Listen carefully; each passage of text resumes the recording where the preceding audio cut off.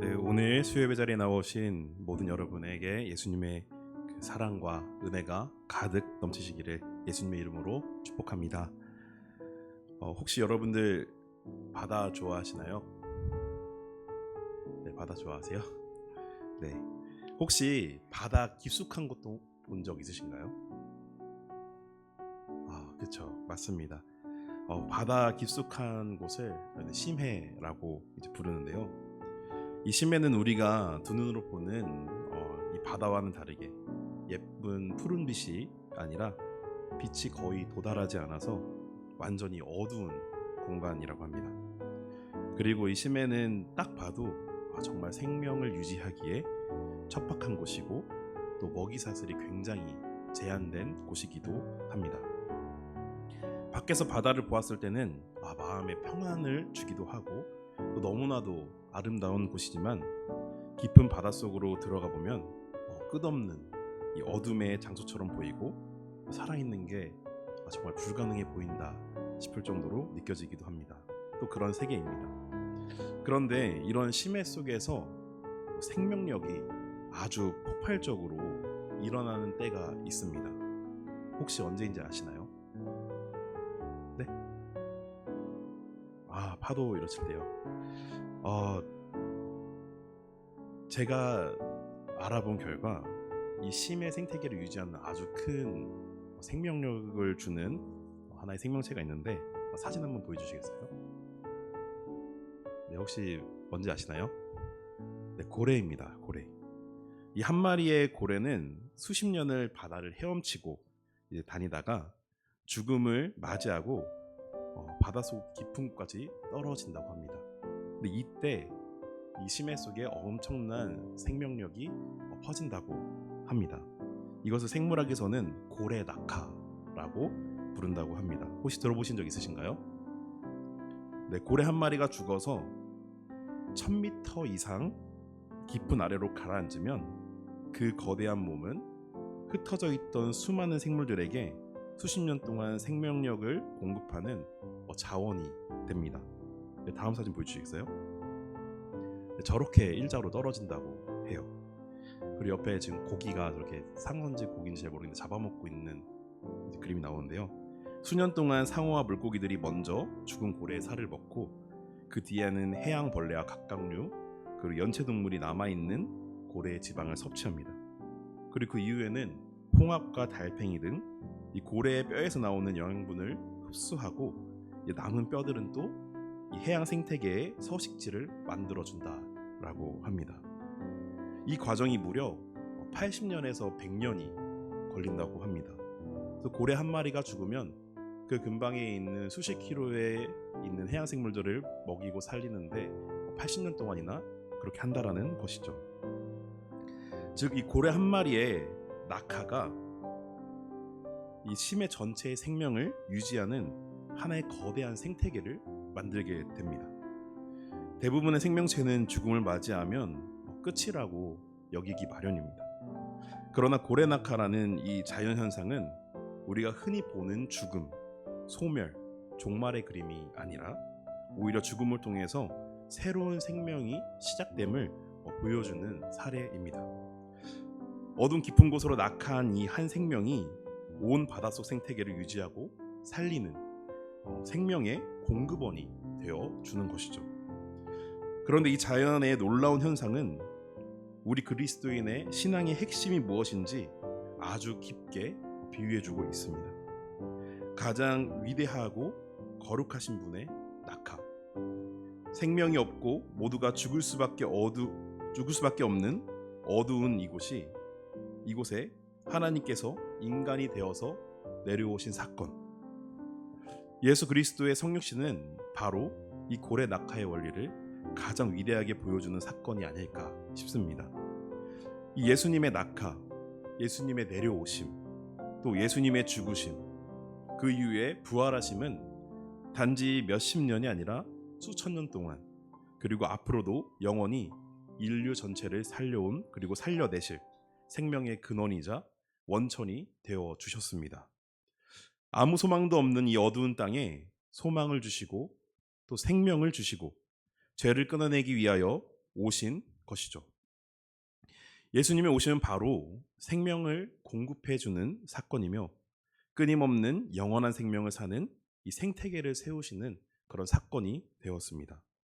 오늘 이 시간 이 놀라운 진리를 다시 한번 기억하면서 예수님의 오심과 그리고 십자가 그리고 예수님의 죽으심이 어떻게 우리에게 생명을 주는 사건이 되었는지를 함께 묵상하고 나눠보려고 합니다. 또 그리고 더 나아가서 예수님을 따라 산다는 것이 무엇인지, 그리고 고래 한 마리의 낙하가 심해 생태계를 살리는 것처럼 우리도 세상 속으로 낙하하는 그리스도인이 되어야 한다는 이 소명을 깨닫는 시간이 되기를 간절히 소망합니다. 먼저 인류를 살리는 이 하나님의 고래 낙하, 예수님의 성육신에 대해서 함께 살펴보고자 합니다. 여러분들에게는 어쩌면 유치한 질문일 수도 있는데요. 예수님은 언제부터 하나님과 함께 하셨을까요? 예수님께서 2000년 전 이 땅에 오실 때일까요? 아니면 성모 마리아에게 이 성령으로 잉태되었을 때 그때일까요? 언제부터 예수님이 하나님과 함께 하셨을까요? 맞습니다. 영원전부터 태초부터입니다. 그때부터 하나님과 함께 하셨던 분이시죠. 그런데 그분이 인간이 되어서 이 땅으로 내려오셨습니다. 완전한 인간의 상태로 이 땅에 오신 것이죠. 사람의 육체를 입고 시간과 공간의 제약이 없으신 분께서 이 세상이라는 시간과 공간 속으로 들어오셨습니다. 무엇이 좋아서 이 세상으로 들어오셨을까요? 하나님 나라와 이 땅은 비교도 할 수 없을 것입니다. 또 하늘의 보좌를 떠나 죄가 없는 곳에서 죄로 죽어 있는 이 세상, 이 땅, 영적으로 너무 어두워서 앞이 보이지도 않는 이 심해 속으로 떨어지듯이 내려오셨습니다. 고린도서 8장 9절에 보면 이렇게 말합니다.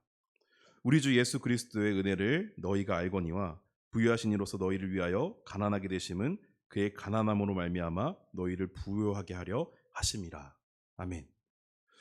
예수님께서 이 땅에 오신 이유는 단순히 방문의 목적이 아니었습니다. 그 영화 같은 거 보면, 영화나 드라마 보면 조선시대 그 왕들이 천민의 옷을 입고 이제 그 마을을 탐방하는, 살펴보는 그런 모습을 보고 있습니다. 마치 예수님께서 그런 모습으로 오신 걸까요? 전혀 아니었습니다. 잠시 인간의 모습으로 분장을 해서 죄인들의 삶을 살펴보기 위해서 이 땅에 오신 것이 아니라 완전한 인간의 모습으로 오셔서 십자가를 지시고 또 죽음이라는 깊고 어두운 심연까지 내려가셨습니다. 즉 하나님의 말로 표현할 수 없는 아주 깊은 사랑의 결단을 보여주신 사건이죠. 예수님께서 이 땅에 오신 이유는 딱 하나뿐이었습니다. 죄로 인해 하나님과 인간의 관계가 완전히 단절되어 인간은 영원히 죽을 수밖에 없었지만 그 관계를 다시 회복시키시고 영원한 죽음에서 영원한 생명의 길로 인도해 주시기 위해서 이 땅으로 오신 것이죠. 요한복음에서도 예수님께서 오신 이유를 이렇게 기록하였는데요. 요한복음 10장 10절 말씀을 우리 함께 읽어보도록 하겠습니다. 도둑이 오는 것은 도둑질하고 죽이고 멸망시키려는 것뿐이요 내가 온 것은 양으로 생명을 얻게 하고 더 풍성히 얻게 하려는 것이라. 아멘. 하반절에 내가 온 것은, 여기서부터를 원문 그대로 직역하면 이렇습니다. 나는 그들이 생명을 얻고 또한 필요한 것 이상을 얻게 하기 위하여 왔다. 즉 예수님께서 하늘의 모든 신분을 내려놓고 굳이 꼭 완전한 인간의 몸을 취해서 이 땅으로 내려와야 했던 이유는 생명을 공급해 주기 위해서였습니다. 그런데 예수님께서 이 땅에 새로운 삶, 새로운 생명을 공급해 주시기 위해서 오셨지만 이 땅에 그저 내려오는 것만으로는 결코 그렇게 할 수가 없었습니다. 이 땅에 인간의 몸으로 오시는 것이 하나님과 인간의 관계를 회복시킬 수 있는 유일한 통로는 되었지만 유일한 방법은 아니었습니다. 더 중요한 게 있었습니다. 오직 인간의 몸으로 오신 예수님께서 피를 흘리시고 모든 인간의 죄값을 예수님의 죽음이라는 대가로 치르지 않고서는 절대로 해결될 수가 없던 문제였죠. 그래서 예수님께서는 이 땅에 하늘의 밀이 되어 주신 것입니다. 요한복음 12장 24절 말씀을 우리 다시 한번 함께 읽도록 하겠습니다. 내가 진실로 진실로 너희에게 이르노니 하늘의 밀이 땅에 떨어져 죽지 아니하면 하늘 그대로 있고 죽으면 많은 열매를 맺느니라. 아멘. 예수님께서는 자기 자신의 죽음을 이 하늘의 밀로 비유하셨습니다. 예수 그리스도의 죽음을 통하여 죄의 속박에서 벗어나 하나님의 자유로 나아가게 될 것을 선포해 주신 것이죠. 죄의 속박에서 벗어나서 하나님 앞에 자유롭게 나아가는 것, 하나님과 인간의 관계의 회복, 이곳을 위하여 이 땅에 오셨고 이 모든 것을 다 이루셨습니다. 예수님의 죽음은 처음에는 제자들에게 아주 큰 비극으로 다가왔습니다. 제자들에게 있어서는 예수님의 죽음이 또 다른 예수님의 낙하처럼 보였을지도 모릅니다. 예수님의 부활을 깨달을 수 없었던 제자들에게는 하나님의 아들이 죽음을 맞이하여서 완전히 낙하한 것으로 보여졌을 것이죠. 그러나 예수님의 죽음은 결코 비극이 아니라 반대로 생명의 시작이었습니다. 예수 그리스도의 십자가에서의 죽음은 고래가 낙하하여 심해 깊은 곳에 생명을 전달하고 생태계를 수십 년 동안 유지할 수 있도록 만들어 주었던 것처럼 예수님의 죽음을 통해서 더욱 풍성한 생명이 퍼져나가는 사건이 되어준 것이죠. 고래는 죽어서 수십 년, 대략 80년에서 100년 정도라는 시간을 생태계를 지탱해 주지만 예수님의 죽으심은 고작 수십 년이 아니라 2000년 동안 인류에게 새로운 생명을 공급해 주고 계십니다. 예수님은 단지 그 시대, 당시의 구원자가 아니었습니다. 분명 2000년 전에 십자가에서 죽으셨지만 우리는 여전히 예수 그리스도의 죽음을 통한 그 은혜와 사랑 그리고 그 생명을 아직까지도 공급받고 있고 우리의 삶에 영향을 미치고 있죠. 예수님의 피 흘리심은 정말 딱 한 번의 사건이었습니다. 그러나 그 세대를 넘었습니다. 초대교회 성도들로 이어지고 또 중세시대 성도들, 종교개혁가들, 수많은 선교사들, 한국교회 신앙의 모든 선배들 그리고 오늘 우리에게까지 그 생명은 여전히 흐르고 있습니다. 지금이 2025년이기에 예수님의 낙하로 새로 공급받은 우리 새 생명은 2000년간 유지되고 있지만 앞으로 1000년이 흐르던 만년이 흐르던 예수님의 낙하는 재림하는 그날까지 영원토록 유지가 될 것입니다. 절망의 심해 속에서도 또 어두움의 외로움 속에서도 또 죄의 깊고 깊은 웅덩이 속에서도 우리를 다시 일으켜 주시는 그리고 풍성한 삶을 살아가게 하는 생명의 근원이 되어 주실 것입니다. 이것이 바로 복음의 능력인 줄 믿습니다. 다시 오실 그날까지 끊이지 않을 예수님의 이 놀라운 사건을 사도 바울은 이렇게 말합니다. 로마서 5장 8절의 말씀인데요. 우리가 죄인 되었을 때에 그리스도께서 우리를 위하여 죽으심으로 하나님께서 우리에 대한 자기의 사랑을 확증하셨느니라. 아멘. 예수님의 성육신과 죽으심은 하나님의 사랑의 확증입니다. 우리에게 생명을 주시는 가장 확실한 사건이기도 합니다. 사랑하는 성도 여러분, 하나님의 놀라운 사랑과 예수님이 이 땅에 오신 이유를 우리가 특정한 때에만 기억하고 넘어가는 것이 아니라 그리고 기념하는 것이 아니라 매일매일 우리의 삶 가운데 이 십자가의 사건을 기억하면서 그 사랑을 매일매일 누리시는 저와 여러분이 되시기를 예수님의 이름으로 소망합니다. 여기서 이제 우리에게는 중요한 질문이 생깁니다. 우리가 예수님의 낙하로 새로운 생명을 공급을 받았다면 이제 우리는 무엇을 해야 할까요? 자연에는 이 먹이사슬이라는 개념이 있습니다. 사실 먹이사슬의 의미는 생태계에서 먹이를 중심으로 이루어진 생물 간의 관계를 이야기합니다.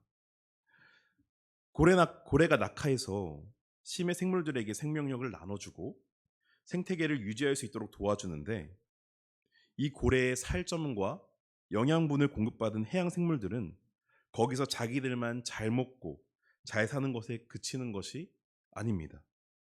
그 생물들을 통해서 또 다른 생물들이 다시 생명을 공급받게 되고, 이것이 순환되면서 바다의 생태계가 유지가 되는 것이죠. 저는 같은 맥락으로 예수님의 낙하로 새 생명을 공급받은 우리는 그 생명을 나눌 수 있는 사람이 되어야 한다라고 생각합니다. 예수님을 통해 생명을 얻은 우리는 단지 그 생명을 잘 간직하고 나만 잘 사는 사람이 아니라 예수님을 따라서 세상 속으로 낙하하는 그리스도인이 되어야 합니다. 이것이 우리 그리스도인이 예수님으로부터 부름받은 이유가 아니겠습니까? 사도 바울은 고린도서 4장 10절에서 11절 말씀에서 이렇게 선포합니다. 우리 함께 읽어보도록 하겠습니다. 우리가 항상 예수의 죽음을 몸에 짊어짐은 예수의 생명이 또한 우리 몸에 나타나게 하려 함이라.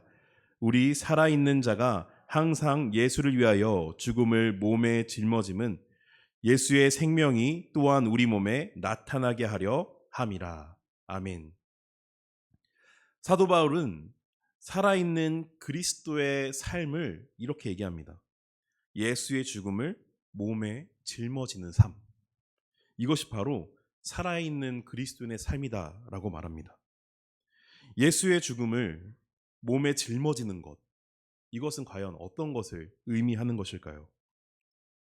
예수님과 같이 예수님처럼 십자가를 지고 순교하는 것이 예수님의 죽음을 우리 몸에 짊어지는 것일까요?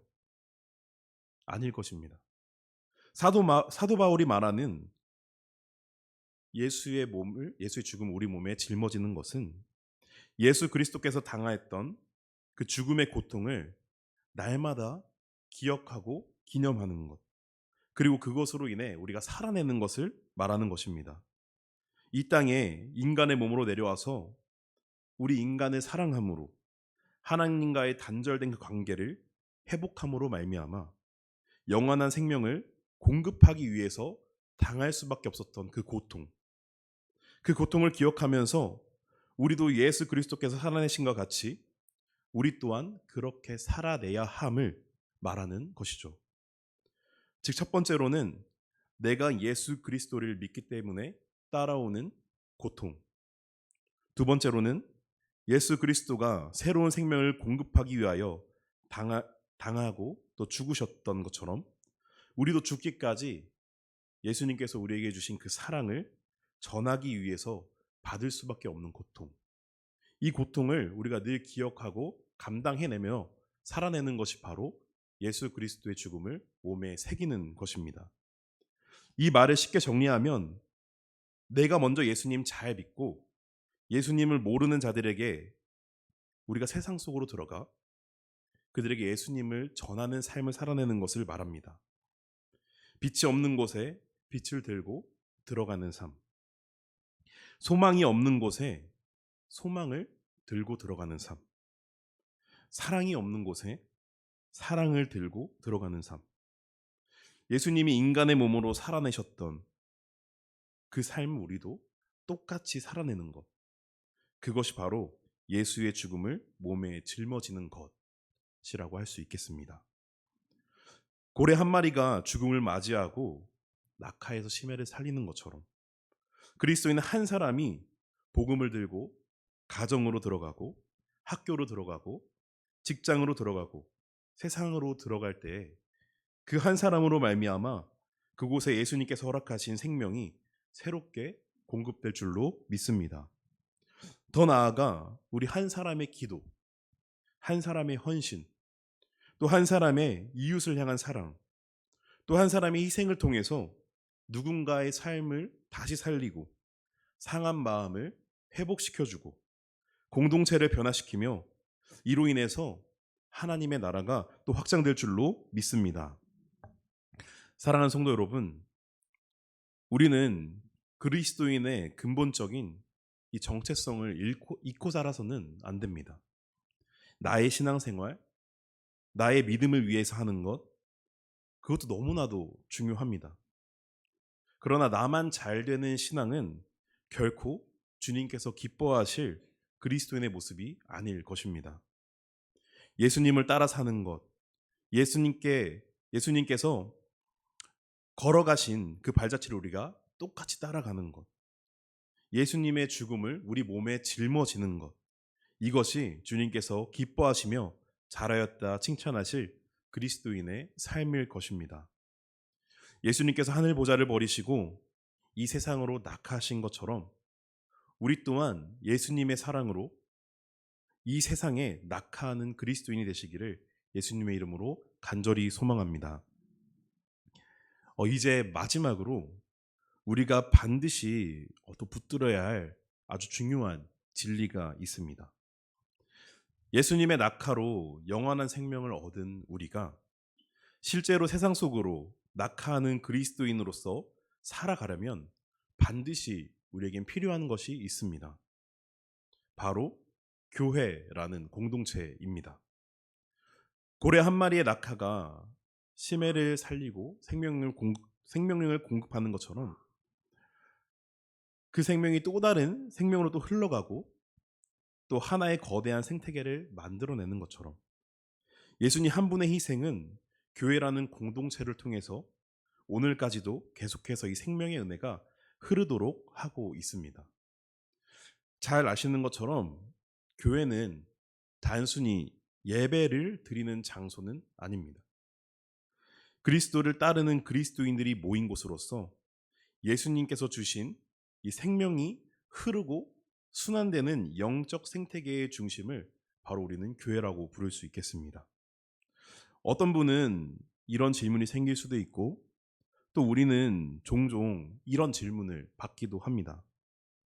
교회에 가지 않아도 예수님은 어디에나 계시는 분이신데 꼭 교회를 가는 것이 중요합니까?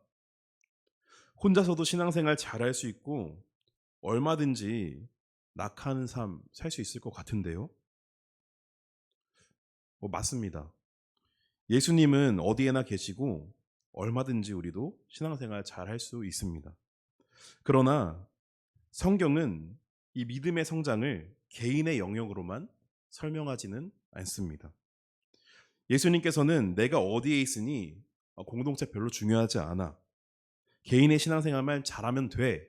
이렇게 말씀하지 않으십니다. 오히려 성경은 믿음이 자라고 열매 맺는 과정은 언제나 공동체 안에서 이루어진다는 것을 확증하고 있습니다. 하나님은 처음부터 교회를 그리스도의 몸이라고 하셨고 우리 한 사람 한 사람은 서로를 의지하며 은혜를 주고받는 지체로 불러주셨습니다.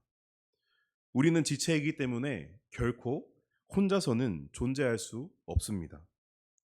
왜냐하면 예수님의 생명은 나에게만 머물러 있을 때 그때는 고갈될 수 있습니다. 그러나 공동체를 통해 흘려보낼 때 더욱 풍성하게 이루어질 수 있도록 예수님께서는 설계를 해놓으신 것 같습니다.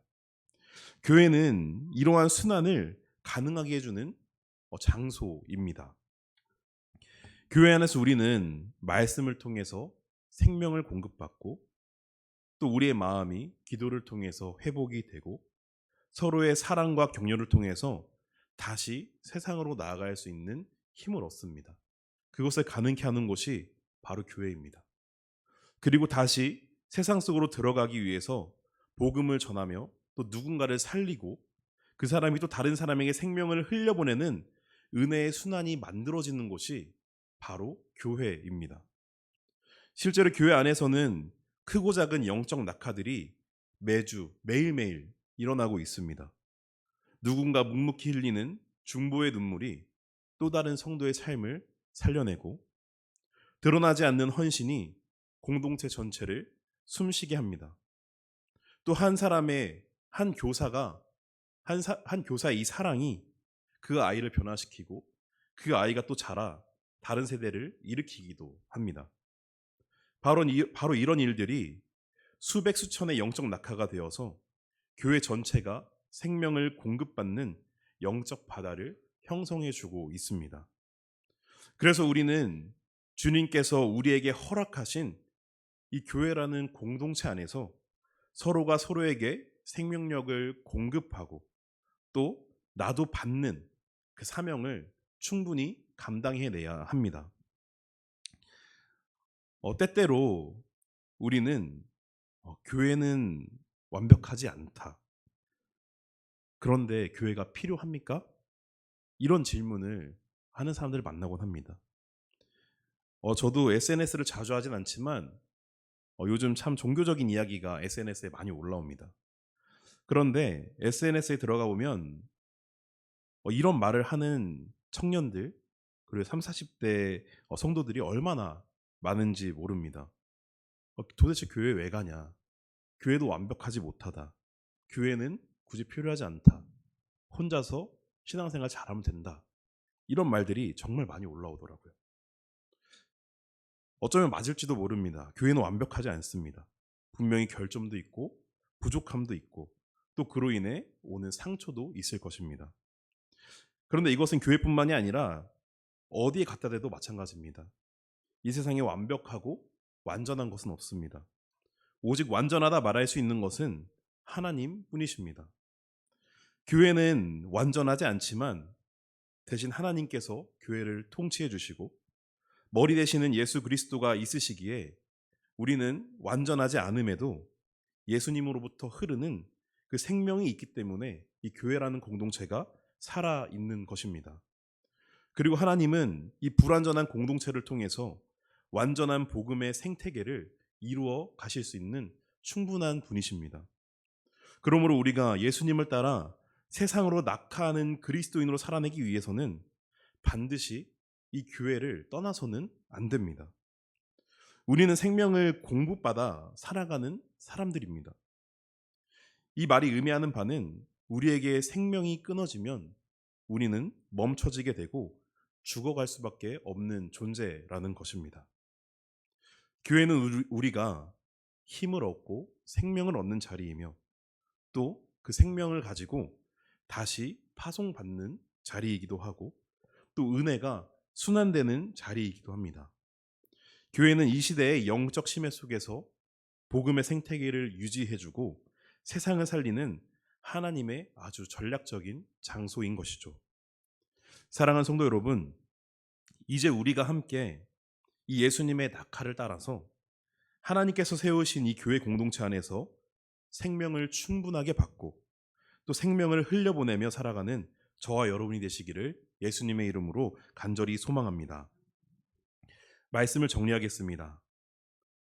고래 한 마리의 이 낙하, 이 고래 한 마리가 깊은 심해 속으로 떨어질 때 온 심해를 살리는 것처럼 예수 그리스도께서 이 땅에 낙하신 사건이 우리에게 또 어떤 의미인지 또 우리가 어떻게 살아가야 하는지를 오늘 이 시간 함께 나누었습니다. 사랑하는 성도 여러분, 예수님께서 이 땅에 낙하하지 않으셨더라면 우리는 여전히 어둠 속을 헤매고 있는 자들이었을 것입니다. 아무런 목적도 아무런 소망도 없이 살아가고 있겠죠. 하지만 예수님께서 이 땅에 내려오셨고 우리를 위하여서 죽으셨고 다시 사셨기 때문에 우리는 오늘도 생명을 얻고 그 소망을 가지고 살아갑니다. 그러나 우리는 여기서 멈춰서는 안 됩니다. 예수님께서 우리에게 생명을 흘려 보내주신 것처럼 이제는 우리가 생명을 흘려 보내야 할 때입니다. 예수님의 낙하가 우리를 살렸다면 우리 그리스도인 한 사람 한 사람의 낙하는 가정과 직장 그리고 이웃과 이 세상을 분명하게 살려낼 줄로 믿습니다. 빛이 없는 곳에 들어가는 것, 소망이 없는 자리로 걸어가는 것, 사랑이 식어버린 삶에 우리가 먼저 다가가는 것, 우리가 세상 속으로 들어가는 그 한 걸음 한 걸음이 또 한 헌신, 한 기도가 누군가에게는 새로운 생명이 되어 흘러 들어갈 것입니다. 그러므로 사랑하는 성도 여러분, 예수님의 낙하로 우리가 이제 생명력을 얻었고 그 생명을 공급받았으니 이제는 이 생명을 가지고 세상 속에 흘려보내는 낙하하는 그리스도인이 되시기를 예수님의 이름으로 소망합니다.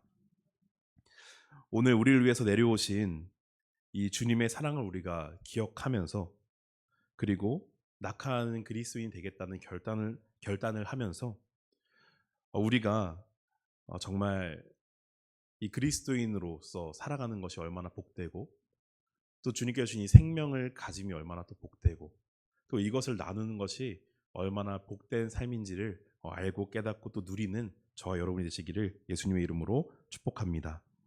우리 시간 다 함께 그가 오신 이유 함께 찬양하면서 기도하고 마무리하도록 하겠습니다.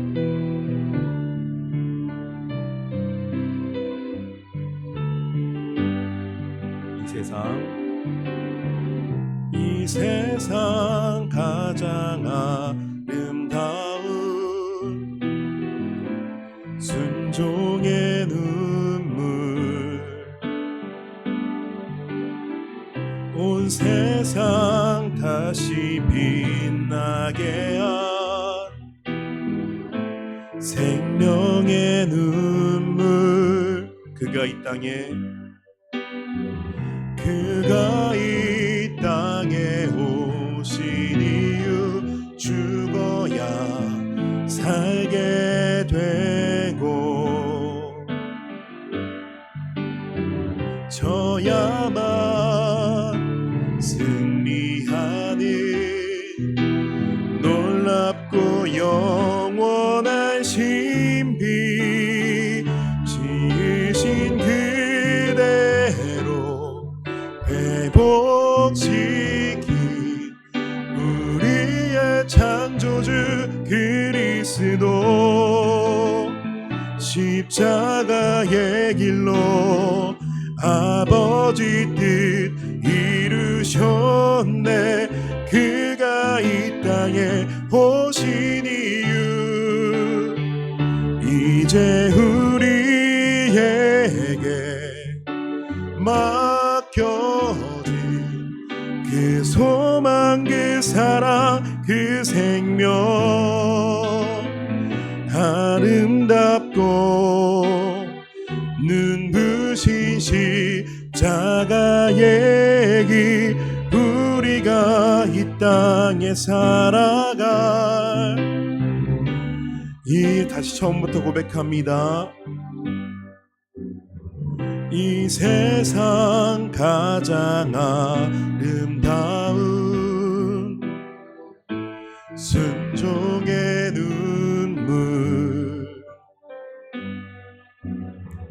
온 세상 다시 빛나게 한 생명의 눈물, 그가 이 땅에 오신 이유, 죽어야 살게 되고 져야만 승리하는 놀랍고 영원한 신비, 지으신 그대로 회복시킨 우리의 창조주 그리스도, 십자가의 길로 아버지 뜻 이루셨네. 그가 이 땅에 오신 이유, 이제 우리에게 맡겨진 그 소망, 그 사랑, 그 생명, 아름답고 눈부신 십자가의 길, 우리가 이 땅에 살아갈 이유. 우리 시간 다 함께 기도합니다. 성령 하나님, 주님의 낙하하심으로 우리가 그 생명 받고 소망을 가지고 이 땅에 살아가고 있습니다. 하나님, 나만 잘 사는 신앙, 나만 주님 만나서 나만 기쁨을 누리는 그런 그리스도인의 삶을 살아가는 것이 아니라 예수의 죽으심을 우리의 몸에 새겨 우리 또한 주님이 낙하하신 것처럼 이 세상 속으로 들어가 주님의 생명을 전달하는 낙하하는 그리스도인의 삶을 살아가기를 간절히 소망하오니 우리의 그 은혜를 이 시간 허락하셔서 우리가 그 삶을 살아낼 수 있게 달라고 이 시간 다 함께 주여 한번 부르짖고 기도하며 나가도록 하겠습니다. 주여, 사랑의 하나님 감사합니다. 오늘 말씀으로 주님의 그 성육신의 사건과 주님의 그 놀라운 생명의 공급의 사건 우리가 다시 한번 기억합니다. 하나님, 주님께서 우리를 사랑하심으로 하나님과의 끊어졌던 관계를 다시 회복시켜 주셨습니다. 그로 말미암아 주를 믿고 따르는 자들이 주님께서 주신 그 생명을 가지고 소망도 없고 목적도 없고 아무런 빛도 없는 이 세상 가운데에 주님을 향한 소망과 그 목적과 그 빛을 따라 걸어가며 놀라운 주님께서 허락하신 그 새로운 삶을 살아가고 있습니다.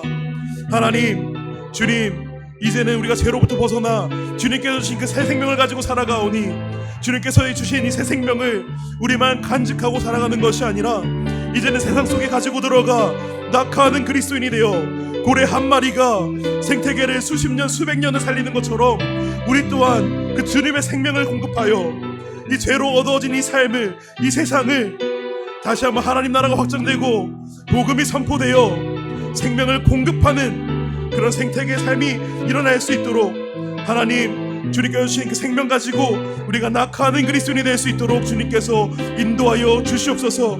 그렇게 하기 위해서는 우리가 먼저 말씀으로 바로 서고 주님께서 주신 그 능력 가지고 나아가야 합니다. 우리가 교회 공동체 안에서 매번 순환되는 그 은혜를 맛보아야 합니다. 나 혼자만 있어 살아갈 수 있는 것이 아니라 이 교회에서 말씀으로 생명을 얻고 기도로 회복하고 서로가 서로에게 해주는 그 생명과 소망을 가지고 우리가 세상으로 들어갈 때에 이 세상이 변화될 줄로 믿사오니 성령 하나님, 우리가 먼저 말씀으로 바로 서고 주님께서 주시는 그 생명을 가지고 이 세상에 들어갈 때에 낙하하는 그리스도인이 되어 우리를 통하여 주님의 사랑이 선포되고 주님의 복음이 선포되고 그것을 받아들이는 모든 이 세상 사람들이 주님 안에서 새 생명을 얻고 삶이 회복되고 하나님과의 관계가 회복되는 놀라운 은혜가 나타날 수 있도록 주님 도와주시옵소서. 그래서 우리 가정이, 우리 학교가, 우리 사회가, 우리 세상이 모두 다 변화될 수 있도록 주님께서 인도하여 주시옵소서.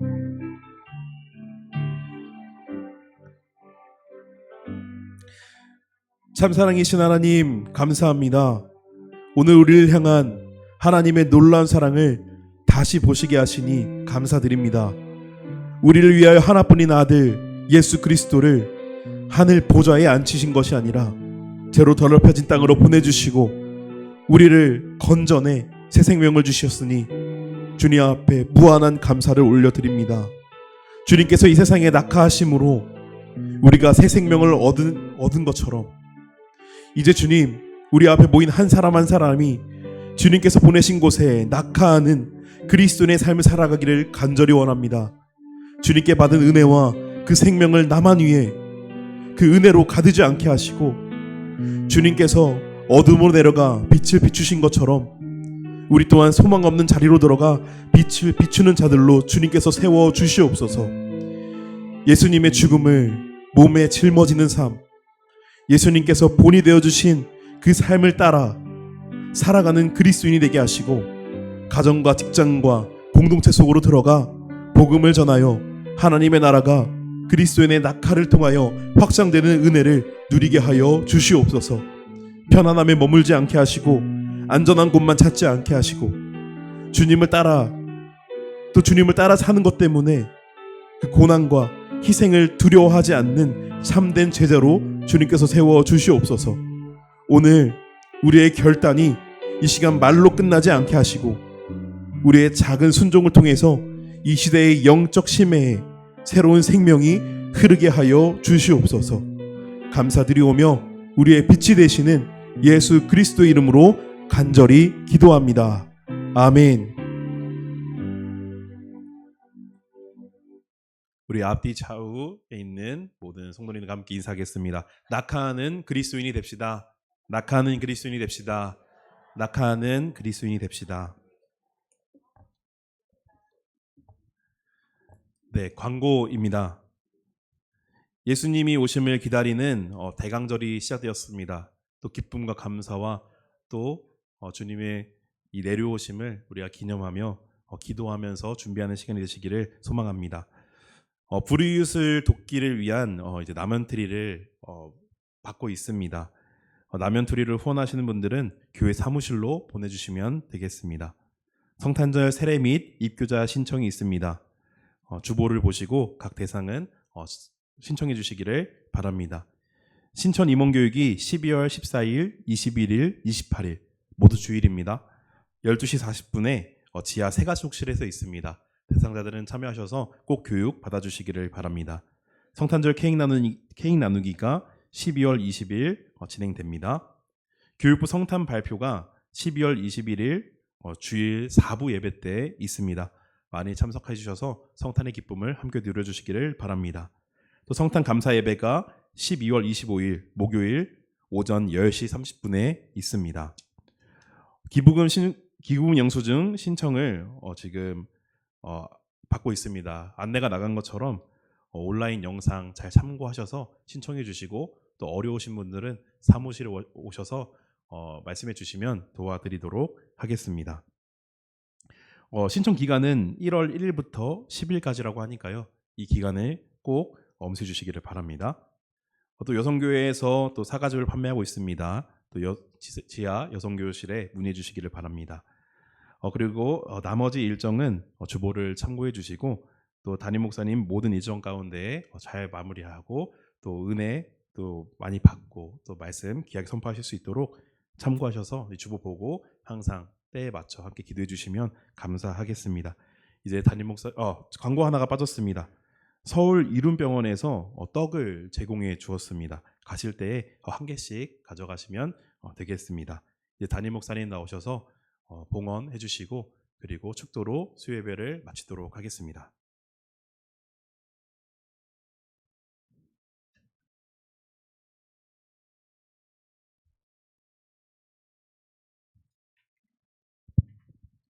네, 오늘 수요일 오신 분들은 웬 떡을 받아가시나 싶으실 것 같은데 아무튼